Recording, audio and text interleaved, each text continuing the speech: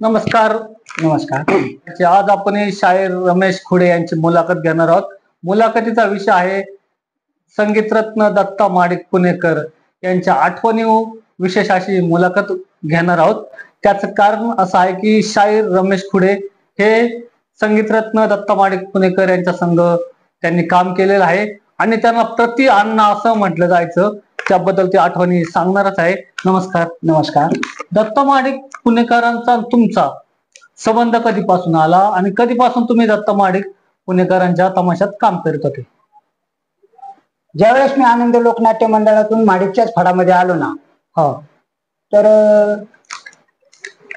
माडिक साहेबांबरोबर म्हणजे तेव्हापासूनच माझा संबंध झाला. मग वगनाट्यामध्ये का रंगबाजीमध्ये आम्ही 5, 6, 7, 8 सोंगाड्या असायचो. आमच्या 8 जणांचं बॅकग्राऊंड असायचं. मग त्यामध्ये पुंडलिक शेवाळे, मी रमेश खुडे आमचा पहिला सुरुवातीचा जोड असायचा.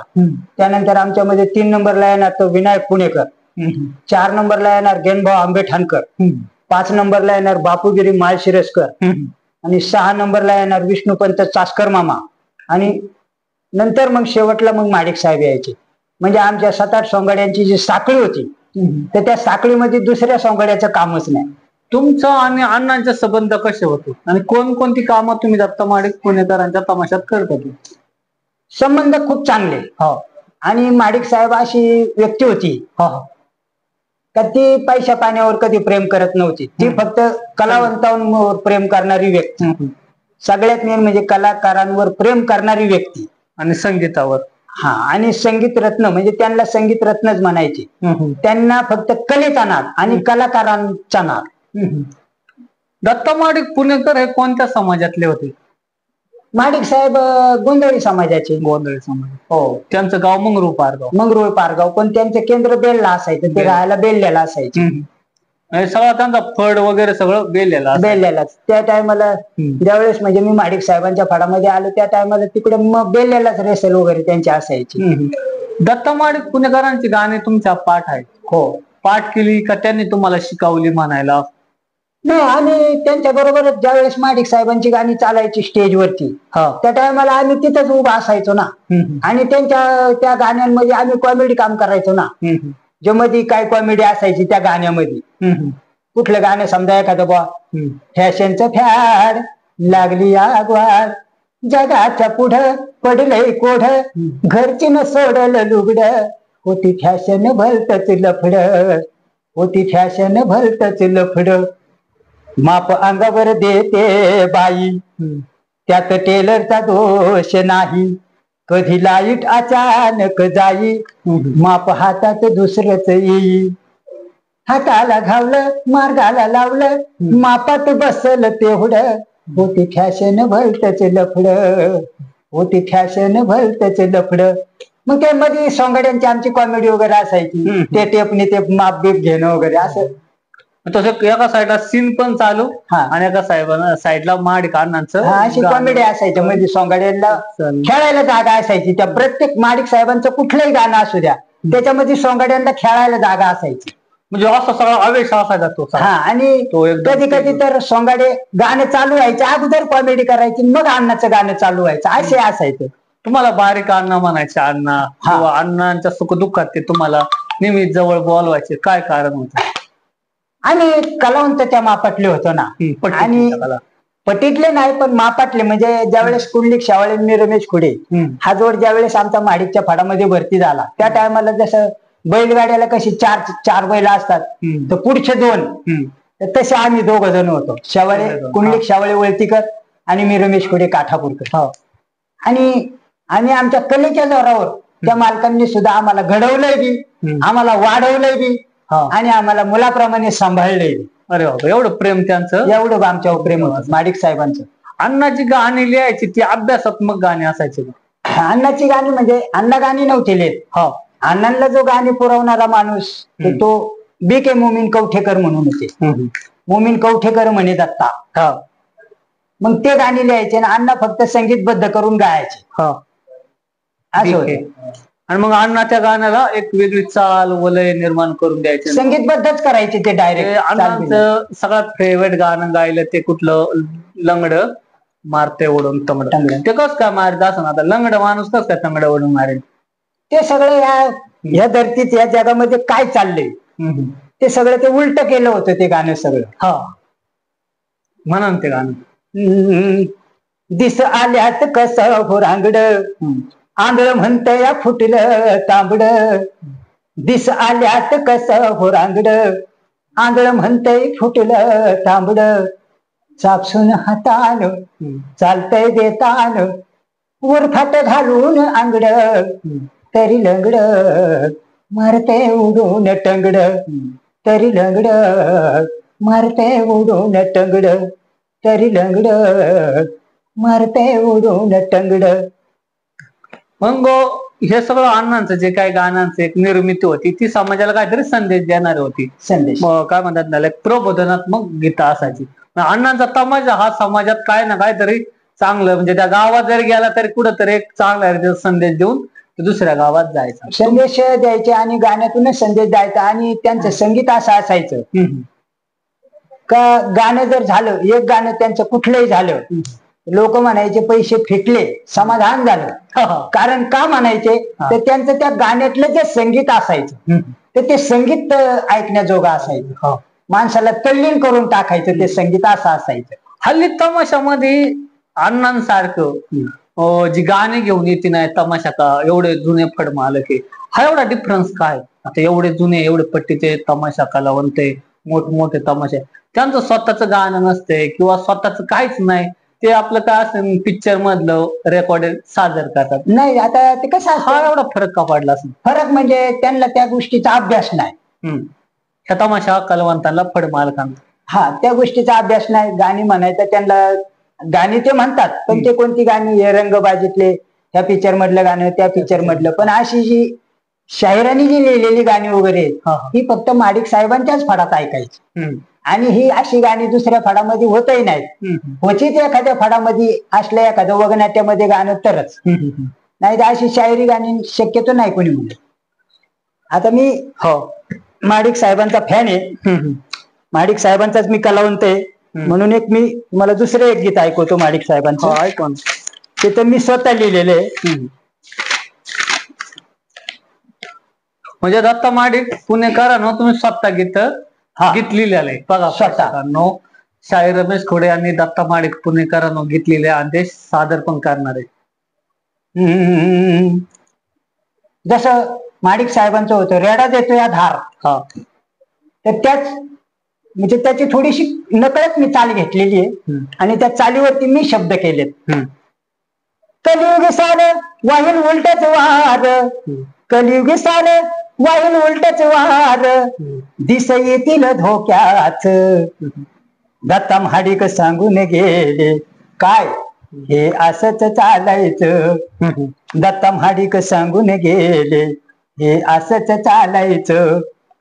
त्यांच्या गाण्यांनी केलाय कहर भुलवलं रसिक हे जगभर. माणसं सारी तल्लीन व्हायची नुसतं संगीत ऐकून त्यांचं. नुसतं संगीत ऐकून त्यांचं. दत्ता महाडिक सांगून गेले काय हे असंच चालायचं. तमाशा अण्णाचा कलेचे माहेर घर शासनाने दिला त्यांना पुरस्कार. 1994 साली महाराष्ट्र राज्याचा पहिला पुरस्कार जो मिळाला तो माडिक साहेबांना मिळालाय. तमाशा अण्णाचा कलेचे माहेर घर शासनाने दिला त्यांना पुरस्कार. इराणच्या मग टीव्हीवर गाजले नाव केलं पुणे जिल्ह्याचं. दत्ता महाडिक सांगून गेले हे असंच चालायचं. दत्ता महाडिक सांगून गेले हे असंच चालायचं.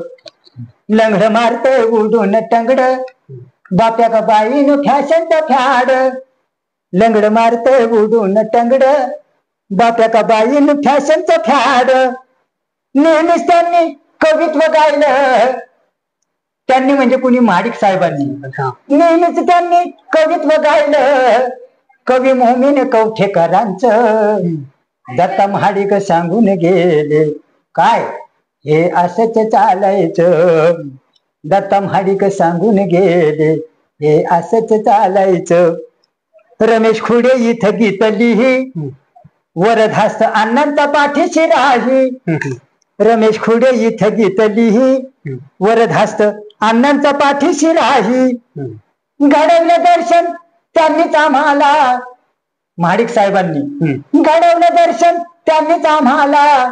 संत तुकारामाचं, जगद्गुरु संत तुकारामाचं, दत्ता महाडिक सांगून गेले काय हे असंच चालायचं. दत्ता महाडिक सांगून गेले हे असंच चालायचं. दत्ता महाडिक सांगून गेले हे असंच चालायचं. तुम्हाला प्रति अण्णा म्हणायचे. हो, अण्णांच्या सुखदुःखात तुम्ही सामीलच असायचे, कारण ते तुम्हाला लेकराप्रमाणे समजायचे. मुलगाच म्हणजे मुलाप्रमाणे काय जीव लावला. आठवण असेल ना त्यावेळेस, एखादी फडात तुमच्या ह्याच्यात अण्णांनी तुमच्यावर एवढं प्रेम केलं, असा एखादा सीन त्या काळातला? नाही, आम्हाला कधीच दुखवलं नाही त्यांनी. आणि म्हणजे आम्हालाच नाही, पण महाडिक साहेबच अशी व्यक्ती होती का त्यांनी त्यांच्या फडामध्ये एकाचडी एक सगळे कलावंत होते. मग त्याच्यामध्ये अनंतराव पांगारकर, राधाकिशन रावरीकर, किसन झंजार, अण्णापूरकर, घेनभाऊ आंबेठाणकर, बापूगिरी माळशिरसकर, मोहम्मदभाई घोडेगावकर, विनायक पुणेकर, रमेश खुडे काठापूरकर, कुंडलिक शावळे वळतीकर, असे सगळे आम्ही एकाचडी एक कलावंत होतो. बाबूराव कांबळे पीटी मास्टर बुलढाणेकर, एक सुरता होता महाडिक साहेबांचा, मुरली भोसले परिचेकर, आणि त्यांना एक जोडीदार होता कृष्णा माळवे म्हणून. असे मोठमोठे कलावंत होते. पण अण्णाचे जे कलावंत होते आमच्या सहित, झोपेतून जरी उठले तरी ते स्टेजवर एकदा गेले का तमाशा म्हणजे तमाशाच होणार. तो काही धांगडधिंगा होणार नाही किंवा गलीच्या शब्दातून कुठलाही सोंगाड्या बोलणार नाही. फकीरबाई केशनकर, विष्णुपंत चास्कर मामा, असे एकाचडी एक भारी भारी सोंगाडे होते. आणि त्या महाडिक साहेबांचाच असा एकमेव तमाशा आहे का तिथं वात्रट बोलून कधी कॉमेडी केली जात नसायची, चांगलं बोलून कॉमेडी व्हायची. महाडिक साहेब रागवत असतील ना कधी कधी? नाही, रागवाला स्वभाव कसा असायचा? प्रेमळ. महाडिक साहेबांचा स्वभावच प्रेमळ. आणि त्यांना रागवायला वेळ नाही ना. बरोबर, त्यांना रागवायला वेळच कधी आहे. दिवसा जर असे समजा रावट्या बिवट्या लागल्या आणि अण्णा जर क्वाटवरती बसले तर अण्णाचं ते लगेच पीटी काढायचं. समजा एखादं गाणं बसवायचं असलं तर हा ही ओ असे सगळे छोर पहिल्यांदा ते छाडायचे. स्वतः ते पहिलं गाणं फिट करणार आणि मग ते त्या वाद्यवाल्यांच्या ताब्यात जायचं. स्वतः ते फिट करायचे. त्यांचे गुरु कोण होते? नाही, आता अण्णांच्या गुरूंचं एवढं नाही मला सांगता येतं, पण अण्णांचे गुरु जर तसं म्हणलं तर संत तुकाराम ज्यांनी लिहिला, आता त्यांचं नाव माझ्या ध्यानामध्ये नाही, मला आठवत नाही, माझ्या तोंडासमोर आहे पण मला आठवत नाही, पण तेच त्यांचे गुरु म्हणायचे महाडिक साहेबांचे. महाडिक साहेबांच्या तमाशामध्ये तुम्ही काम करत होते एकंदर. तुम्हाला प्रति अण्णा म्हणायचे किंवा बारीक अण्णा म्हणायचे. तुम्ही महाडिक साहेबांची डमीच मारायचे. कुठलंही गाणं, कुठलाही डायलॉग तुम्ही पार ते आवेशातच असायचे. कोणतं गीत तुम्ही सादर करता महाडिक अण्णाचं? महाडिक अण्णांचं सगळ्यात प्रसिद्ध असं गीत. महाडिक अण्णांचं गीत मी अण्णांची सगळी गाणी म्हणतो मी. एक गीत सगळी गाणी म्हणतो, पण मग मी अण्णांचं तुम्हाला गेली महिना दाखवतो. फेवरेट गाणं अण्णांचं. चला, होऊन जाईल. झाला महिना मला झोप येईना, झाला महिना मला झोप येईना, माझी गेली महिना, गेली महिना, गेली महिना, गेली महिना, गेली महिना. नव्यानच झालं लगीन त्यात हे आलं घेन, नव्यानच झालं लगीन त्यात हे आलं घेन. सन वर्षाचा दिवाळी आला हे याला मोराळी, सजनी निघाली काल माहेराला जायला, सारं जग सुन सुन वाटू लागलं मला, जा जा म्हणाया माझा धीर होईना, माझा धीर होईना, गेली मैना, गेली मैना, गेली मैना, गेली मैना.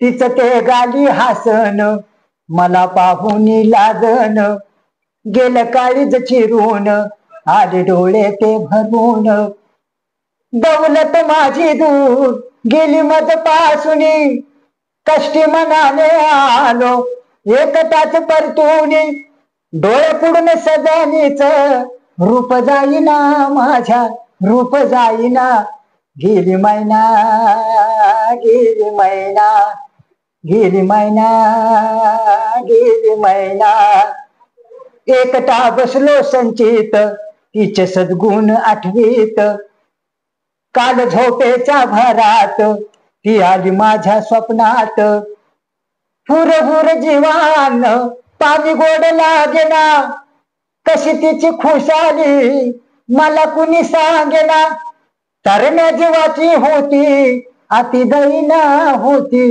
अति दैना, गेली मैना, गेली मैना, गेली मैना, गेली मैना, गेली मैना, गेली मैना.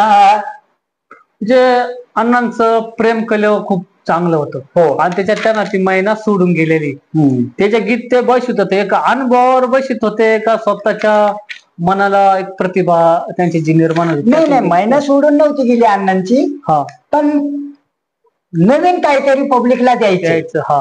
पण मग ह्या अशा काही गोष्टी घडल्या ते त्यांनी त्या गीताद्वारे लगेच सादर केल्या.